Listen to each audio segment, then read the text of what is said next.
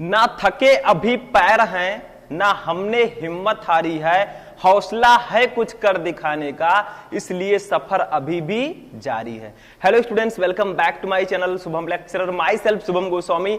आज का ये वीडियो उन सभी स्टूडेंट्स के लिए है जो 2024 वाले सफर में चल रहे हैं और जिनका सफर अभी भी जारी है। यानी कि जितने भी स्टूडेंट 2024 बोर्ड एग्जाम देने वाले हैं, आज का ये वीडियो उन सभी स्टूडेंट्स के लिए बहुत ही ज्यादा स्पेशल है, क्योंकि इस वीडियो में मैं आपको बताऊंगा पूरे फिजिक्स के क्लास 12 पूरे फिजिक्स के 90 ऐसे महत्वपूर्ण टॉपिक, 90 ऐसे टॉपिक जिनको अगर आप पढ़कर जाएंगे तो आपको फिजिक्स में फुल मार्क्स लाने से कोई नहीं रोक सकता। देखिए, इससे पहले मैंने आपको हिंदी का वीडियो प्रोवाइड कराया तो बहुत सारे स्टूडेंट ने कहा सर ऐसे ही हमें फिजिक्स का भी वीडियो प्रोवाइड कराइए।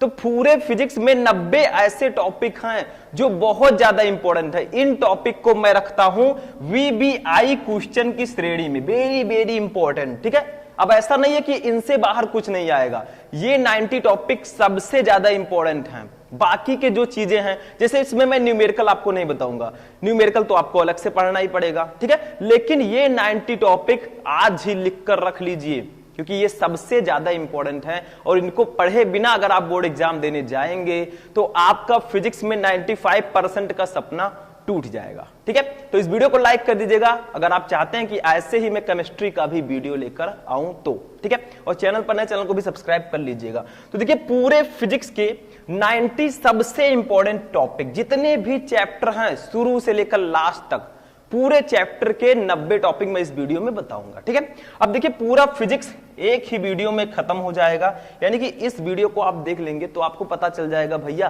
पूरे चैप्टर में कौन कौन से टॉपिक सबसे ज्यादा इंपॉर्टेंट हैं।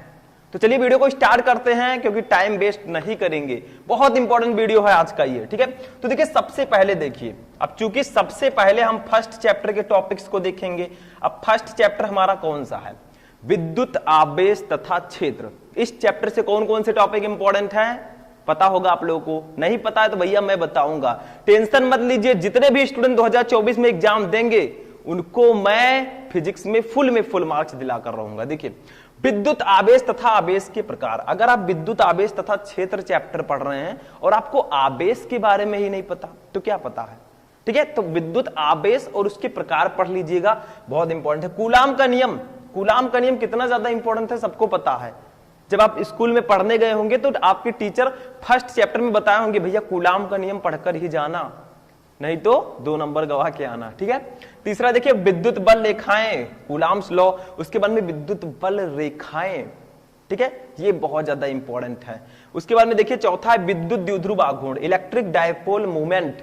ये टॉपिक भी बहुत ज्यादा इंपॉर्टेंट है। मैंने क्या बताया था, थोड़ा मैं बताते हुए चलता हूं। देखिए भैया कूलाम के नियम में मैंने क्या बताया था आप लोगों को, F = 1/4 pi epsilon not into Q1 Q2 upon R² Newton. ये होता है कूलाम का नियम। दो स्थिर बिंदु आवेशों के बीच लगने वाला आकर्षण अथवा प्रतिकर्षण बल उन दोनों आवेशों के गुणनफल के अनुक्रमानुपाती तथा उनके बीच की दूरी के वर्ग के व्युत्क्रमानुपाती होता है। बस यही है कूलाम का नियम। ठीक, विद्युत बल रेखाएं हैं आपका, ये भी बहुत इंपॉर्टेंट टॉपिक है। नेक्स्ट देखिए विद्युत द्विध्रुव आघूर्ण, ये P = मैंने बताया था Q × 2L या Q × D भी होता है, ये भी बहुत ज्यादा इंपॉर्टेंट है। ठीक है, उसके बाद हम आते हैं डेरिवेशन पर। जैसे देखिए फिजिक्स की कल्पना हम बिना डेरिवेशन के नहीं कर सकते। केमिस्ट्री में अगर आप रिएक्शन नहीं पढ़ेंगे तो केमिस्ट्री बेकार है, ऐसे फिजिक्स में अगर आप डेरिवेशन नहीं पढ़ेंगे तो भैया 5-10 नंबर आपका चला जाएगा। ठीक है, सॉल्व करिए। देखिए पांचवा टॉपिक हमारा है विद्युत द्विध्रुव की अक्षीय रेखा पर स्थित बिंदु पर विद्युत क्षेत्र की तीव्रता, और दूसरा है 6 नंबर टॉपिक विद्युत द्विध्रुव की निरक्षीय रेखा पर स्थित बिंदु पर विद्युत क्षेत्र की तीव्रता। यानी कि अक्षीय स्थिति और निरक्षीय स्थिति पर विद्युत क्षेत्र की तीव्रता निकालना आपको आना चाहिए। मैंने सब कुछ पढ़ा दिया है, सर्च कीजिए विद्युत आवेश तथा क्षेत्र फुल चैप्टर। जितने भी टॉपिक मैं बता रहा हूं सारे टॉपिक उस चैप्टर में मैंने कवर किए हैं। अब नहीं पढ़ते भैया तो गलती आपकी है, मैं तो आपको मार्गदर्शक हूं कि मैं बता दूंगा भैया ये पढ़ना है। अब आप पढ़ते हैं कि नहीं पढ़ते मैं तो देखने आऊंगा नहीं वहां पे।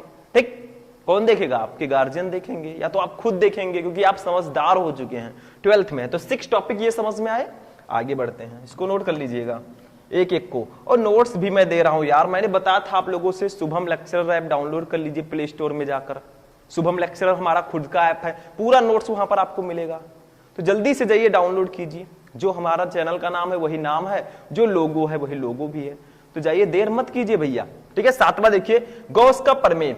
गॉस का प्रमेय बहुत ज्यादा इंपॉर्टेंट है, मैंने बताया था phi E equal to Q upon epsilon naught. किसी बंद पृष्ठ से होकर गुजरने वाला विद्युत फ्लक्स उस पृष्ठ द्वारा परिबद्ध कुल आवेश का 1/एप्सिलॉन नॉट गुना होता है। बताया था कि नहीं बताया था? बताया था, जब चैप्टर में पढ़ा रहा था। जाइए देखिए, तो ये गॉस का प्रमेय बहुत इंपॉर्टेंट है, ये तो नियम है, इसको प्रूफ कैसे करें वो भी मैंने बता दिया है। कुछ भी हम छोड़ेंगे नहीं भैया, जब तक तोड़ेंगे नहीं तब तक छोड़ेंगे नहीं। समय भले ही खराब चल रहा हो, लेकिन समय को हम अच्छा बनाएंगे, टॉपर बन के आएंगे, ठीक। आठवां देखिए, अनंत विस्तार के रेखीय आवेश के कारण विद्युत क्षेत्र की तीव्रता। ये हमारे गॉस के प्रमेय का अनुप्रयोग है, अनंत विस्तार के रेखीय आवेश के कारण विद्युत क्षेत्र की तीव्रता। नौवां देखिए, अनंत विस्तार की समरूप आवेशित कुचालक चादर के निकट विद्युत क्षेत्र की तीव्रता। ये दोनों डेरिवेशन बहुत इंपॉर्टेंट है, गॉस का प्रमेय, गॉस के नियम के अनुप्रयोग, ये सब इंपॉर्टेंट है। तो फर्स्ट चैप्टर से डेरिवेशन आने के चांसेस 99% है, क्योंकि इसमें अच्छी स्थिति निरक्षीय स्थिति है, गॉस का प्रमेय है, गॉस के प्रमेय के अनुप्रयोग है। जब सब इंपॉर्टेंट टॉपिक इसी चैप्टर में भरे हैं तो कैसे नहीं आएगा? आएगा, ठीक है। आगे बढ़ते हैं, अब देखिए दूसरे चैप्टर पर आते हैं। फर्स्ट चैप्टर से हमारे 9 टॉपिक बहुत इंपॉर्टेंट है, 9 मैंने बता दिया, बाकी जो छूट रहे हैं उनको आप पढ़ लीजिएगा, ऐसा नहीं है ना पढ़ें, क्योंकि एक टॉपर की जो सबसे अच्छी आदत होती है वो क्या होती है पता है? उसे पता होता है कि हाँ ये टॉपिक इंपॉर्टेंट है, वो उसको पढ़ लेता है, लेकिन वो किसी टॉपिक को नहीं छोड़ता, जो टॉपिक कम इंपॉर्टेंट है उसको भी वो पढ़ के जाता है। तो टॉपिक और न्यूमेरिकल आपको अलग से पढ़ने हैं, वो न्यूमेरिकल मैं इसमें नहीं बता रहा हूं, ठीक है। हालांकि इस टॉपिक से रिलेटेड न्यूमेरिकल्स आएंगे, लेकिन मैं न्यूमेरिकल इसमें नहीं बता रहा, वो आपको अलग से पढ़ने होंगे और मैं भी सॉल्व कराऊंगा, ठीक। 10 नंबर देखिए, विद्युत विभव तथा विभवांतर। भैया अब आ चुके हैं हम सेकंड चैप्टर में, स्थिर विद्युत विभव तथा धारिता में, ठीक है। इसमें जो इंपॉर्टेंट है वो है विद्युत विभव तथा विद्युत विभवांतर। अब भैया V = W/Q0 ये विद्युत विभव है, ठीक है, बस हो गया। क्या नहीं पता है? सब मैंने पढ़ाया है, ध्यान दीजिएगा, ठीक है। तो ये हमारा हो गया। उसके बाद इलेक्ट्रॉन वोल्ट क्या होता है? देखिए ये इलेक्ट्रॉन वोल्ट जो है ये कार्य या ऊर्जा का बहुत छोटा सा मात्रक होता है, इसका प्रयोग हम परमाणु भौतिकी में करते हैं, ठीक है। एक इलेक्ट्रॉन वोल्ट इक्वल टू क्या होता है? 1 eV। इसको जूल में कैसे लिखेंगे? 1.6 × 10⁻⁻19 जूल। सब कुछ मैं बताऊंगा, ये वीडियो में सिर्फ टॉपिक नहीं बता रहा हूं, मैं कुछ बीच बीच में इंपॉर्टेंट चीजों को भी आपके सामने शो कर रहा हूं, ताकि आप जाने, आप समझें, ठीक है, कोई भी कमी हमारे तरफ से ना रहने पाए। 11 नंबर टॉपिक, आगे बढ़ते हैं। देखिए 12 नंबर टॉपिक क्या है? विद्युत विभव की विद्युत द्विध्रुव कर दीजिएगा, सॉरी विद्युत द्विध्रुव, ठीक है, कि अक्षीय स्थिति में किसी बिंदु पर विद्युत विभव। अब इसमें भी अक्षीय स्थिति में विद्युत विभव और निरक्षीय स्थिति में विद्युत विभव आते हैं। जैसे उसमें विद्युत क्षेत्र की तीव्रता थी, इसमें विद्युत विभव है। ये इंपॉर्टेंट डेरिवेशन है, ठीक है, नोट कर लीजिएगा। विभव प्रवणता हमारा है। उसके बाद में चालक की धारिता है C = Q/V, चालक की धारिता, ठीक है। उसके बाद संधारित्र है। संधारित्र क्या है? संधारित्र एक ऐसा समायोजन है जिसमें हम किसी चालक के आकृति व आकार में परिवर्तन किए बिना उसमें अधिक से अधिक आवेशों को संग्रहित कर सकते हैं। ये आवेशों को संचित करके रखने की, संग्रहित करने रखने की एक यंत्र है, ठीक है। 16 नंबर देखिए, संधारित्रों का संयोजन। जो संधारित्र का संयोजन होता है, श्रेणी क्रम संयोजन, समांतर क्रम संयोजन, ये आपको पढ़कर जाना है भैया। और इससे रिलेटेड क्वेश्चन आते हैं, इससे रिलेटेड न्यूमेरिकल्स आते हैं। आपको दे दिया गया एक सीरीज, एक परिपथ दे दिया गया सर्किट, उसमें कई सारे संधारित्र जुड़े हुए हैं, कुछ पैरेलल में है, कुछ सीरीज में है। कैसे सॉल्व करोगे? सब फॉर्मूला इसमें बताया गया है, ठीक है, चैप्टर में पढ़ा चुका हूं, जल्दी से जाइए देखिए। 17 नंबर देखिए, विद्युत धारा। विद्युत धारा क्या होता है? What is electric current? बहुत इंपॉर्टेंट है। I = Q/T भी आप लिख सकते हैं, Q/T, ठीक। आवेश प्रवाह की दर को विद्युत धारा कहते हैं। बस पढ़ते आ रहे हैं हाई स्कूल से, लेकिन भूल गए होंगे ना? भूल गए? भूलोगे नहीं, ठीक है। बादाम वादाम खाया करो 2-4 एलमंड, ठीक है, ताकि भूलो ना। समझ में आया? आगे बढ़ते हैं। 18 नंबर देखिए, ओम का नियम। अब भैया ओम का नियम बहुत ज्यादा इंपॉर्टेंट है। ओम के नियम में क्या बताया गया है? V = IR, ये ओम के नियम है भैया, ठीक। ये सब इंपॉर्टेंट टॉपिक हैं। 18 टॉपिक हो चुके हैं, समझ में आ रहा है क्या क्या इंपॉर्टेंट है, ठीक। ध्यान से पढ़िएगा, बार बार ये वीडियो नहीं मिलेगा जो आज मैं लेकर आया हूं, और ये बहुत इंपॉर्टेंट वीडियो है। चलिए आगे बढ़ते हैं, नोट कर लीजिए। नेक्स्ट देखिए, अब आते हैं 19 नंबर टॉपिक पर। यह है विशिष्ट प्रतिरोध अथवा प्रतिरोधकता। विशिष्ट प्रतिरोध क्या होता है, ये भी बहुत ज्यादा इंपॉर्टेंट है, ठीक है। विशिष्ट प्रतिरोध, उसके बाद में देखिए विद्युत प्रतिरोध जो R होता है, R इक्वल टू V/I, ये भी इंपॉर्टेंट है, ठीक। विशिष्ट चालकता क्या होती है, सिग्मा। विशिष्ट प्रतिरोध की व्युत्क्रम को विशिष्ट चालकता कहते हैं। ये इसका विशिष्ट प्रतिरोध का फॉर्मूला क्या होता है, rho equal to RA/L, RA/L, यानी कि रो है आपका विशिष्ट प्रतिरोध, R है प्रतिरोध, A है क्षेत्रफल, L है लंबाई। विशिष्ट चालकता, विशिष्ट प्रतिरोध की व्युत्क्रम को विशिष्ट चालकता कहते हैं, इसको सिग्मा से डिनोट करते हैं, सिग्मा इक्वल टू 1/रो, ठीक। उसके बाद आता है प्रतिरोधों का संयोजन। अब जैसे हमने संधारित्रों का संयोजन किया, किसमें, समांतर क्रम में, श्रेणी क्रम में, वैसे प्रतिरोध को जोड़ दीजिए समांतर क्रम श्रेणी क्रम में। ये बहुत इंपॉर्टेंट टॉपिक है, इससे रिलेटेड न्यूमेरिकल्स भी आते हैं, ठीक। अब आते हैं प्रतिरोधों का संयोजन।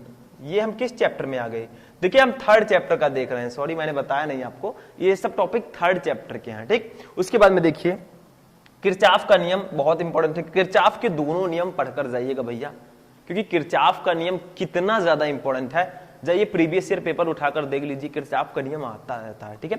व्हिटस्टोन सेतु, जो व्हिटस्टोन ब्रिज है, बहुत इंपॉर्टेंट है, पढ़कर जाइएगा, नहीं तो बाद में पछताइएगा, ठीक। मीटर सेतु, मीटर ब्रिज भी बहुत इंपॉर्टेंट है, इसको भी पढ़कर आप लोगों को जाना है। हो गया, चलिए आगे बढ़ते हैं।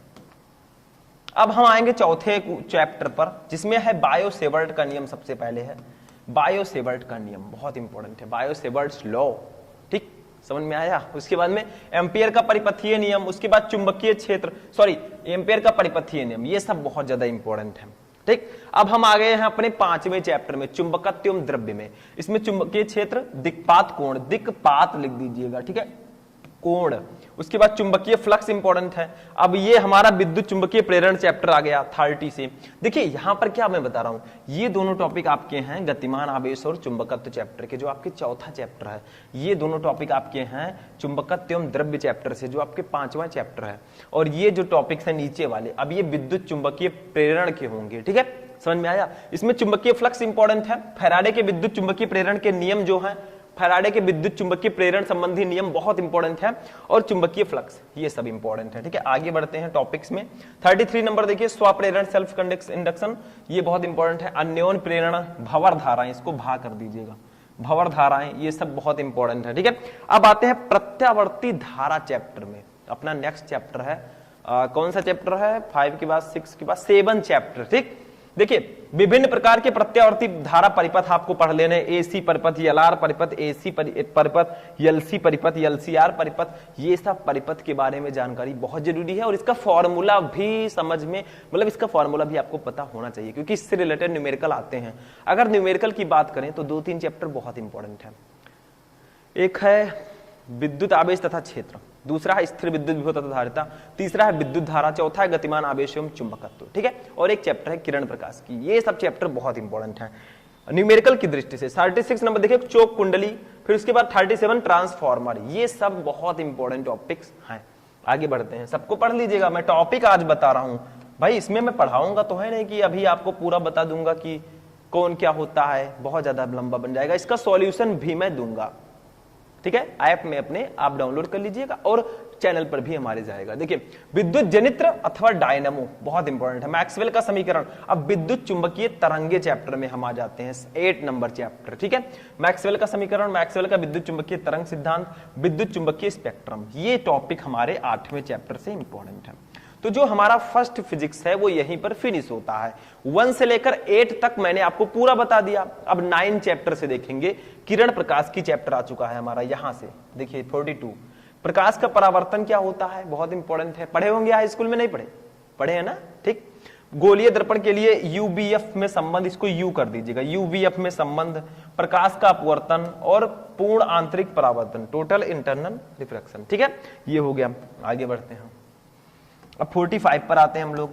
देखिए टॉपिक हम देखते चल रहे हैं। देखिए पूर्ण आंतरिक परावर्तन अभी मैंने बताया, प्रिज्म क्या होता है, व्हाट इज प्रिज्म, बहुत इंपॉर्टेंट है, ठीक है। उसके बाद प्रिज्म कोण, अपवर्तनांक और न्यूनतम विचलन कोण में संबंध मैंने बताया था, n equal to sine a plus del m by 2 upon sine a by 2, upon sine a by 2, ये फॉर्मूला होता है भैया, इसमें संबंध होता है। नहीं पता हाई स्कूल में पढ़े होंगे, बहुत इंपॉर्टेंट है, इसको नोट कर लीजिएगा। N equal to sine a plus del m by two upon sine a by two, ठीक, इससे रिलेटेड न्यूमेरिकल्स आते हैं। 47 नंबर देखिए, प्रिज्म कोड 48 प्रकाशिक माध्यम की परिक्षेपण या वर्ण विक्षेपण क्षमता। 49 है गोलीय पृष्ठ पर अपवर्तन का सूत्र। 50 है पहले लेंस के लिए अपवर्तन का सूत्र, यानी कि पतले लेंस, पतले लेंस लिख दीजिएगा, पहले नहीं, पहला दूसरा कहां से आ गया, ठीक, पतले लेंस के लिए। देखिए कहीं कहीं मिस प्रिंटिंग हो जाता है भैया, कंप्यूटर है हो जाता है, ठीक। तो पतले लेंस के लिए अपवर्तन का सूत्र, लेंस मेकर का सूत्र, ये सब डेरिवेशन है। 49 नंबर, 50 नंबर, ठीक है। अब 51 नंबर है लेंस की क्षमता। क्या लेंस की क्षमता, इसको डिनोट करते हैं 1 पी से, p equal to 1/f metre में, मीटर में। अगर सेंटीमीटर में लेंगे भैया तो इसी फॉर्मूले को लिखेंगे 100/f, ठीक है। अब ये सेंटीमीटर में हो गया, ठीक, ये फॉर्मूला होता है लेंस की क्षमता का। 50 टॉपिक समझ में आ गया। अब 40 टॉपिक और हैं, चलिए आगे बढ़ते हैं, ठीक है, इसको नोट कर लीजिएगा। अब आगे देखते हैं स्टूडेंट, आगे हमारा 52 नंबर देखिए, लेंस की फोकस दूरी के लिए न्यूटन का सूत्र, बहुत इंपॉर्टेंट है, न्यूटन का सूत्र, डेरिवेशन, ठीक है। उसके बाद मानव नेत्र, जो हमारी आंखें हैं भैया, देखिए ये, ठीक है, मतलब दिख नहीं रहा होगा, ये मानव नेत्र के बारे में आपको पढ़ना होगा।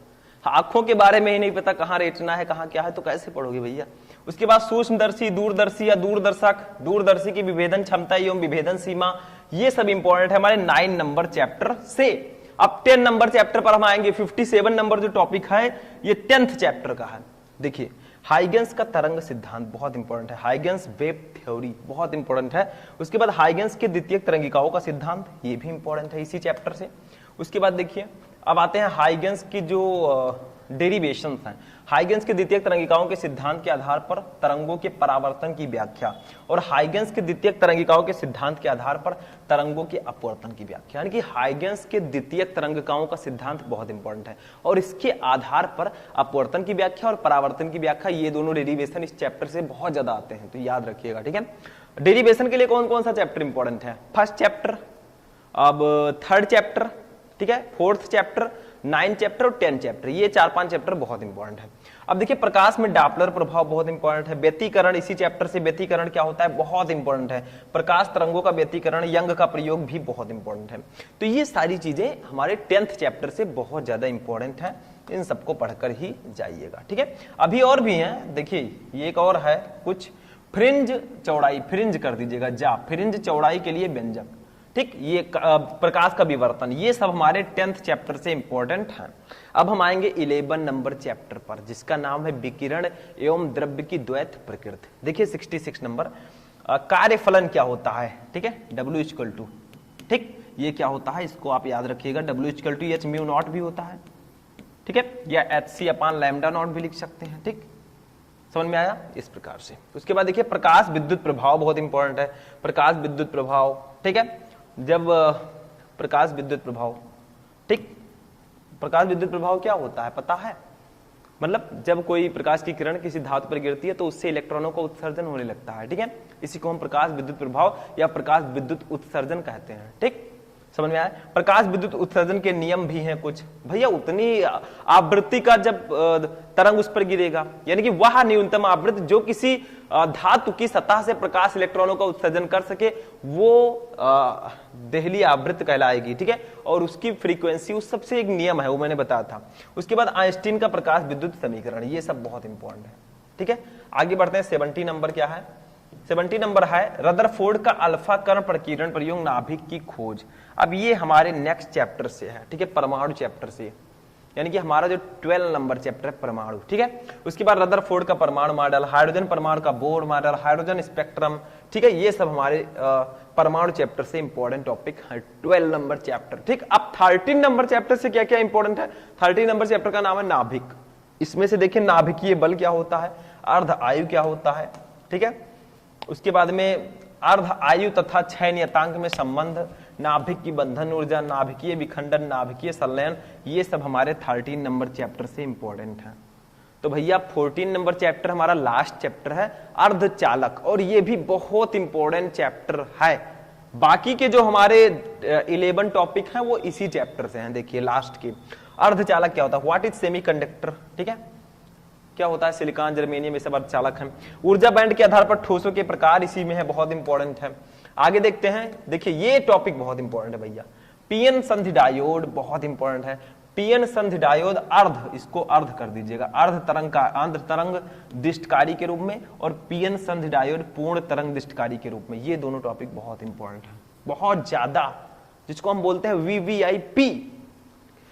पीएन संधि डायोड अर्ध तरंग दिष्टकारी के रूप में और पीएन संधि डायोड पूर्ण तरंग दिष्टकारी के रूप में। ये दोनों टॉपिक पढ़कर ही जाइएगा, ठीक? समझ में आ रहा है मेरी बातें? 85 देखिए, जेनर डायोड बहुत इंपॉर्टेंट, प्रकाश उत्सर्जक डायोड, ठीक है, प्रकाश उत्सर्जक diode, light emitting diode, LED use किए हैं आप लोग? एलईडी बल्ब यार जो लगा होता है घर में, यहां पर भी लगा, ऊपर नहीं दिखेगा आपको क्योंकि बोर्ड है भैया, बोर्ड ही दिखेगा, ठीक? फालतू की चीजें नहीं दिखाते हम। 87 नंबर देखिए, पीएनपी ट्रांजिस्टर की कार्यविधि। अब ट्रांजिस्टर पर आते हैं, इसमें पीएनपी ट्रांजिस्टर, एनपीएन ट्रांजिस्टर, ये सब बहुत ज्यादा इंपॉर्टेंट टॉपिक्स हैं। 89 है फोटो डायोड और 90 नंबर है जेनर डायोड। तो ये थे 90 ऐसे टॉपिक जो बहुत ज्यादा इंपॉर्टेंट है। अब भैया टॉपिक तो मैंने बता दिया, अब मैं आपको ये बता दूं कि कौन कौन से चैप्टर हैं जिनसे सबसे ज्यादा डेरिवेशन आते हैं। डेरिवेशन जो आते हैं, देखिए चैप्टर 1 विद्युत आवेश तथा क्षेत्र हमारा है डेरिवेशन के लिए। इसमें देखिए अच्छी स्थिति, निरक्षीय स्थिति, गॉस का नियम, उसके अनुप्रयोग इंपॉर्टेंट है, ठीक है। चैप्टर 4 हमारा बहुत इंपॉर्टेंट है, गतिमान आवेश एवं चुंबकत्व, ये भी बहुत ज्यादा इंपॉर्टेंट टॉपिक है, ठीक है, चैप्टर है। और चैप्टर नंबर 9 हमारा बहुत इंपॉर्टेंट है, किरण प्रकाश की, और चैप्टर नंबर 10 तरंग प्रकाश की। ये 4 चैप्टर डेरिवेशन में बहुत ज्यादा इंपॉर्टेंट है। अब इसमें सेकेंड चैप्टर भी कहीं कहीं आ जाता है, स्थिर विद्युत विभव तथा धारिता, उसमें भी 1-2 डेरिवेशन है, विद्युत धारा में भी डेरिवेशन है, लेकिन ये चारों बहुत ज्यादा इंपॉर्टेंट है, ठीक है। ये हमारा हो गया भैया। अब एक चीज और ध्यान लीजिए, अभी हमने जाना कि किस चैप्टर से आते हैं, अब न्यूमेरिकल किस चैप्टर से आते हैं। देखिए फर्स्ट चैप्टर से इंपॉर्टेंट है, आ सकते हैं, सेकंड से आते हैं, थर्ड से आते हैं, एंड फोर्थ, जो स्टार्टिंग के 4 चैप्टर हैं बहुत ज्यादा आते हैं, फिर 9 पर आ जाते हैं और 10 पर। ये 5 चैप्टर हैं जिनसे सबसे ज्यादा न्यूमेरिकल आते हैं। मतलब विद्युत आवेश तथा क्षेत्र, स्थिर विद्युत विभव तथा धारिता, विद्युत धारा, गतिमान आवेश एवं चुंबकत्व, किरण प्रकाश की, तरंग प्रकाश की, ये सब ऐसे हैं जिनसे न्यूमेरिकल आते हैं, ठीक है। तो देखिए हमारा जो ये वीडियो लेक्चर है, ये जो इंपॉर्टेंट वीडियो है, ये यहीं पर फिनिश होता है। अब आप लोग एक काम कीजिए, इस वीडियो को कर दीजिए लाइक, और चैनल पर जितने भी बच्चे नए हैं वो सब्सक्राइब कर लेंगे, ताकि सभी वीडियो आपको टाइम से मिलते रहें, ठीक है। तो हम मिलेंगे नेक्स्ट वीडियो में नेक्स्ट टॉपिक के साथ। तब तक आप लोग अपनी तैयारी करते रहें, और किसी भी टॉपिक में क्वेरी है तो कमेंट करके बताएं।